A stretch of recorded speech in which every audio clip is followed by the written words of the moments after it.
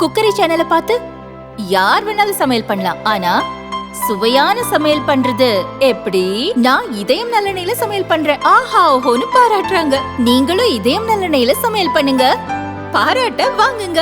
தினம் தோறும் வாங்குவே இதயம் இதயம். சாணக்யா இன்டர்நேஷனல் அகாடமி உங்களுக்குள் இருக்கும் தலைவரை வெளிக்கொண்டு வரும் பியோர் பாலிடிக்ஸ் பயிற்சி பட்டறை. நேரடி மற்றும் இணைய வழி. கான்டாக்ட் 7338824242. சார் வணக்கம் சார். இந்த மதுரை உயர்நீதிமன்ற மதுரை கிளையில் கள்ளழகர் கோவில் இருக்கக்கூடிய கட்டுமானங்கள் சம்பந்தமா ஒரு வழக்கு தொடர்ந்துருந்தீங்க. அதுக்கு நேற்று ஜட்ஜ்மெண்ட் வந்திருக்கு. அதனுடைய உங்களுடைய முதல் பார்வை சார் அதை பத்தி. வணக்கம். அதுல 2-3 திருத்தங்கள். Yes sir. இது நான் போட்ட வழக்கு இல்லை. Okay sir. இது பிரபு என்று பேருடைய ஒருவர், அந்த பகுதியைச் சேர்ந்தவர். Okay sir. கோயில் வழிபாட்டாளர், அழகர் கோயில் வழிபாட்டாளர், அந்த பகுதியைச் சேர்ந்த நாட்டார் என்ற சமூகத்தைச் சேர்ந்தவர். Okay sir. அவர் தான் வழக்கு தொடுத்திருந்தாரு. நான் அந்த வழக்கு விசாரணை பார்ப்பதற்காக சென்றிருந்தேன். Okay sir. மேலும் இந்த வழக்கு, இது போன்ற பல வழக்குகளை நான் போட்டிருப்பதால் இந்த நீதிமன்றம் சொல்லுகின்ற விஷயத்தை கூர்ந்து கவனிப்பதில் எனக்கு மிகுந்த ஆர்வம் இருந்தது. Okay sir. இதை தவிர வெங்கடேஷ் என்ற மற்றொரு வைணவ அன்பர், அவரும் கிட்டத்தட்ட இதே கட்டுமானங்கள் எதிர்ப்பில் ஒரு அரசாணை எதிர்த்து, கள்ளழகருக்காக போடப்பட்ட அரசாணை எதிர்த்து வழக்கு தொடர்ந்தார். இந்த பிரபு என்பவருக்காக அருண் சுவாமிநாதன் என்ற மதுரையை சேர்ந்த வழக்கறிஞரும் எம்.ஆர். வெங்கடேஷ் என்ற சென்னையை சேர்ந்த வழக்கறிஞர்களும் வாதாடினார்கள். அந்த வெங்கடேஷ்காக இவர் வந்தார், வாதிராஜ் அனிருத் என்ற இளம் வழக்கறிஞர் வந்தார். இதை தவிர கோயில் வழக்குகள் பல தொடுத்துள்ள ரங்கராஜன் நரசிம்மன் அவர்களும் இந்த வழக்கில் வந்திருந்தார்கள். Okay sir. இது வழக்கு சொல்லுங்க. சார், அறநிலையத்துறை என்ன மாதிரியான கட்டுமானங்களுக்கு திட்டமிட்டு இருந்தாங்க? அது எவ்வளவு பட்ஜெட் சார்? பட்ஜெட் 50 கோடிக்கு மேல. அதாவது முதல்ல ஒரு கல்யாண மண்டபம் கட்டி முடிச்சிட்டாங்க. Okay sir. அது கொஞ்சம் கோயிலே கொஞ்சம் தூரம். இந்த கட்டுமானங்கள் எல்லாம் கோயிலை ஒட்டி நடைபெறுகின்ற விஷயம். அழகர் கோயில் ஒரு சிறப்பான தொன்மையான கோயில், மிகப்பெரிய கோயில். அது 108 திவ்ய தேசத்தில் ஒரு கோயில் என்பது உங்களுக்கு தெரியும். Yes sir. அதை சுற்றி அருமையான கோட்டை சுவர் இருக்கிறது. அந்த கோட்டை சுவருக்குள்ளே ஒரு பெரிய வளாகம் இருக்கிறது, கோயிலை சேர்ந்த நிலம். அந்த வளாகத்திலே நாயக்கர் காலத்து மண்டபம் ஒன்று தொல்லியல் துறையால் தொன்மையான இடம் என்று அறிவிக்கை செய்யப்பட்ட இடம். Okay sir. அதன் அருகிலேயே ஒரு உணவருந்தும் விடுதி, ஒரு அர்ச்சகர் குடியிருக்கு, கடைகள், இது போன்ற யாத்திரி நிவாஸ், அப்புறம் மிகப்பெரிய அளவில் நீர்நிலையை மீது கட்டப்படுகின்ற அந்த வாகன நிறுத்துமிடம். Okay sir. இது போன்ற பல அனுமதிக்கப்படாத கோயில், தொன்மையான கோயில் கட்டக்கூடாத கட்டுமானங்களை எல்லாம் அரசாணை வெளியிட்டு அங்கீகரித்தது. அந்த கோயிலிலே ஒரு செயல் அலுவலர் சட்ட மோசடியாக பல வருடங்களாக இருந்து கொண்டிருக்கிறார், HRNC ஊழியர். அவர் அந்த டெண்டர் வெளியிட்டிருக்கிறார். அதை எதிர்த்து இந்த வழக்குகள் எல்லாம் போடப்பட்டன.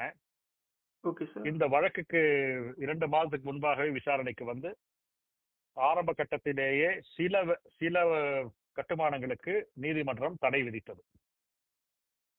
Okay sir. அப்போ பல விவரங்களை அரசிடமிருந்து கேட்டிருந்தார்கள். Okay sir. இப்போ இந்த பிரபு என்பவருக்காக வாதாடிய திரு எம்.ஆர். வெங்கடேஷ் அவர்கள், திரு அருண் சாமிநாதன் அவர்கள், இந்த கோயிலில் செயலோடு இருப்பதே மோசடியான ஒரு செயல், அவருக்கான எந்த உத்தரவும் இங்கு இருப்பதற்கு சட்டப்பூர்வமாக பிறப்பிக்கப்படவில்லை, எனவே அவர் கொடுத்த அந்த கான்ட்ராக்ட் செல்லாது என்பதை தங்கள் வாதத்தின் ஒரு பகுதியாக வைத்தார்கள். Okay sir. அப்போ சென்ற வாரத்திற்கு முன்பாக அந்த விசாரணை வந்தபோது ஒரு பகுதி நேரம் நடந்தது. அதற்கு முன்பாக கற்றறிந்த தமிழ் அரசின் தலைமை வழக்கறிஞர் அட்வொகேட் ஜெனரல், அவர் வேறு வழக்குகள் இருப்பதால் அவர் நேரம் வாங்கி கொண்டார். அதனாலே எல்லாம் வழக்குகள் தள்ளி போயின. இப்பொழுது நேற்று மிக விரிவாக அந்த வழக்கை எடுத்துக்கொண்டார்கள். மாண்புமிகு நீதிபதிகள் திருமதி அனிதா சுமந்த் அவர்கள், மாண்புமிகு திரு குமரப்பன் அவர்கள், அவர்களுடைய அமர்விலே அவர்கள் முதலாம் அமர்வாக மதுரை நீதிமன்றத்தில் தற்போது இருக்கிறார்கள். அந்த நீதிமன்றத்தில் மதியம் 2:15 சிறப்பாக இந்த வழக்கு எடுத்துக்கொள்ளப்பட்டது. Okay sir. சார் கோர்ட் வேற என்னென்ன சார் ஹானரபிள் கோர்ட் வந்து இதில் அப்சர்வ் பண்ணியிருக்காங்க? என்னென்ன மாதிரியான கைட்லைன்ஸ் கொடுத்துருக்காங்க கவர்மெண்ட்டுக்கு? இது இப்போ ஒரு திருத்தம் வந்து தீர்ப்பு வரவில்லை. Okay sir. இடைக்கால உத்தரவு வந்திருக்குது. Okay sir. இதுல வந்து இந்த உத்தரவு இன்னும் வெளியிடப்படவில்லை, அதாவது பப்ளிஷ் ஆகல. Okay sir. ஆனா நீதிபதி சொல்லும் போது நாங்கள் கேட்டுக்கொண்ட விஷயம், தெரிந்து கொண்ட விஷயம் என்னவென்றால், there is a blanket ban. அதாவது எம்.ஆர். வெங்கடேஷ் வாதிட்ட பிறகு, அருண் சுவாமிநாதன் வாதிட்ட பிறகு, அனிருத் என்ற வழக்கறிஞர் வாதிட்ட பிறகு, இந்த வழக்கில் இணைந்து கொண்ட திரு ரங்கராஜ நரசிம்மன் அவர்கள் 3 நாட்களாக கள்ளழகர் கோயிலில் அவர் இருந்து பல இடங்களில் சென்று புகைப்படங்கள் எடுத்து அங்கங்கே உள்ள கட்டுமானங்களை குறித்து அங்குள்ள மக்களிடம் மற்றவர்களிடம் எல்லாம் விசாரித்து தொகுத்த விஷயங்களை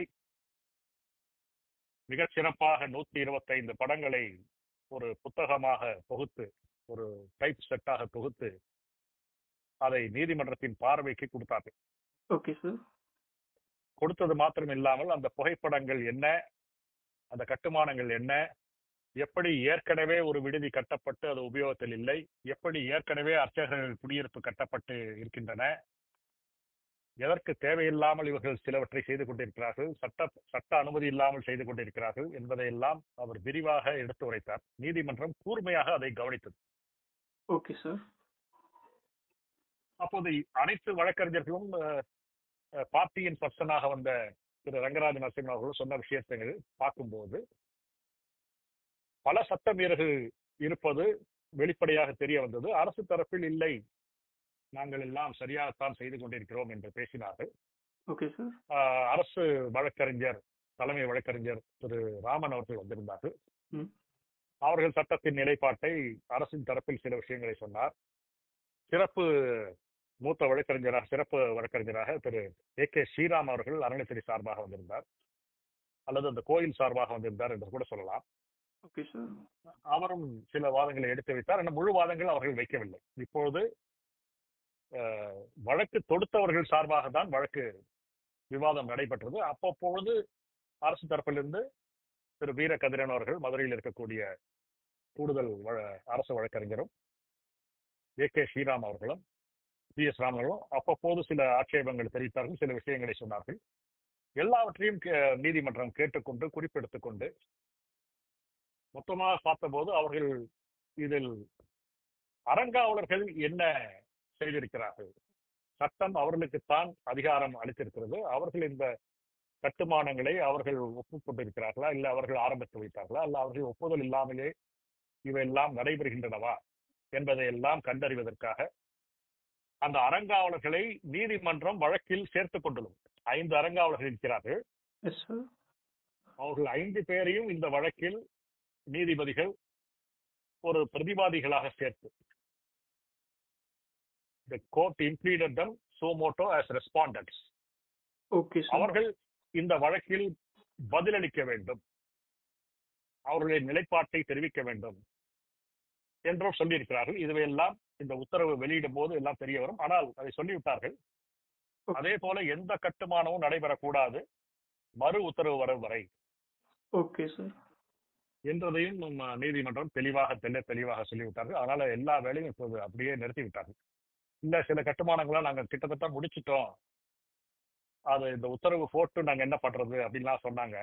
இல்ல இப்ப நிறுத்திடுங்க, உடனடியாக நிறுத்தி விடுங்கள் என்று அடுத்த விசாரணையின் போது பார்த்துக் கொள்ளலாம் என்று சொல்லிவிட்டார்கள். Okay sir. அதனால நீங்க 70% கம்ப்ளீட் பண்ணீங்களோ 90% கம்ப்ளீட் பண்ணதா சொல்றீங்களோ எதுவுமே இப்ப முக்கியம் இல்லை. இனி ஒரு கட்டுமான செயல் கூட நீதிமன்ற அனுமதி இல்லாமல் செய்ய முடியாது என்பதை இடைக்கால உத்தரவாக வெளியிட்டு பிளாங்கெட் பேன், நீங்க யாத்ரி நிவாஸ் கட்டுறீங்களோ, பார்க்கிங் ஸ்பேஸ் கட்டுறீங்களோ, அர்ச்சகர் குடியிருப்பு கட்டுறீங்களோ, எது கட்டுறீங்களோ எல்லாவற்றையும், அனைத்து கட்டுமானங்கள், கோயில் பணத்திலிருந்து டெபாசிட்டை எல்லாம் உடைத்து அந்த சேமிப்பை எல்லாம் உடைத்து 40 கோடிக்கு மேல் கட்டும்போது அவர்கள் நீதிமன்றத்தில் இது குறுக்கிட வேண்டிய அவசியம் இருக்கிறது என்று அவர்கள் நினைத்தார்கள் என்று நான் நினைக்கிறேன். Okay sir. இதை அவசரமாக கட்ட அனுமதிக்க கூடாது என்று தடை விதித்துள்ளார்கள். Okay sir. இதுதான் நேற்றுக்கு மதுரையில் நடந்த விஷயம். Okay sir. Okay sir. Thanks for the input sir. ஆமா, இது நீதிமன்றம் இந்த உத்தரவை சீக்கிரம் வெளியிட்டு விடுவார்கள். அதில் பல விஷயங்கள் நமக்கு தெரிய வரும். இதுல முக்கியமான விஷயம் என்ன அப்படின்னா, உபரி நிதி கையாள்வது எப்படி என்பதை நீதிமன்றம் விரிவாக கேட்டறிந்தது. அதற்கு குறித்து அவர்கள் ஒரு அருமையான டைரக்ஷன்ஸ் கொடுப்பாங்கன்னு நாங்க நினைக்கிறோம். அதே போல நீதிபதிகள் இந்த எக்ஸிகியூட்டிவ் ஆபீசர் இங்கே செயல்படுவது சட்டப்படி செல்லுமா என்ற விஷயத்தையும் அவர்கள் வாதுரைகளை கேட்டுக்கொண்டார்கள். கோயில் பணத்தில் என்னெல்லாம் கட்டலாம், பக்தர்கள் வசதி என்று சொல்லிக்கொண்டு என்னெல்லாம் செய்யலாம் என்பதும் வாதிக்கப்பட்டது. Okay sir. ஓகே. இதனால் இந்த வழக்கு மிக மிக முக்கியத்துவம் வாய்ந்த வழக்காக மாறும் என்று நான் நினைக்கிறேன். காரணம், இதில் சொல்லப்படுகின்ற இந்த தீர்ப்பு, இறுதி தீர்ப்பு வரும்போது சொல்லப்படுகின்ற விஷயங்கள் பல கோயில்களுக்கு அது வழிகாட்டியாக இருக்கும், பல கோயில் விஷயங்களை. Okay sir. ஆகவே பொறுத்திருந்து பார்ப்போம். Okay sir. நேற்று நடைபெற்றதை எனக்கு அறிந்த வரையில் சொன்னேன். தீர்ப்பு, அந்த இடைக்கால தீர்ப்பு வந்த பிறகு முழு விவரங்கள் தெரிய வரும். Okay sir. Okay sir. Thank you sir.